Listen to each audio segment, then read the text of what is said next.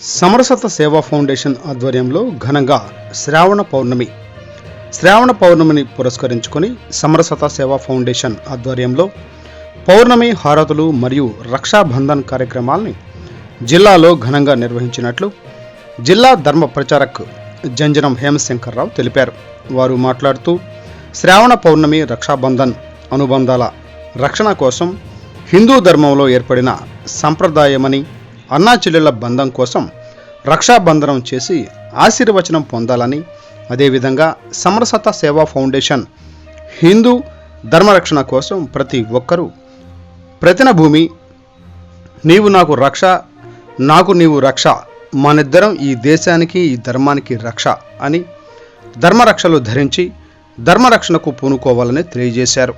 అన్ని దేవాలయాల్లో ఈరోజు రేపు పౌర్ణమి హారతులు నిర్వహిస్తున్నట్లు తెలిపారు. ఈ కార్యక్రమంలో రేపల్లె ఖండ్ సహా కన్వీనర్ జంగం శ్యాంప్రసాద్, మోపిదేవి శ్రీనివాసరావు, మండల కన్వీనర్ పేరం కోటేశ్వరరావు, కాళేపల్లి గౌరీశంకర్, సహా కన్వీనర్ సొంటి బాబురావు, ధర్మ ప్రచారక్ చింతల మురళీకృష్ణ, అక్కల సుబ్బారెడ్డి తదితరులు పాల్గొన్నారు.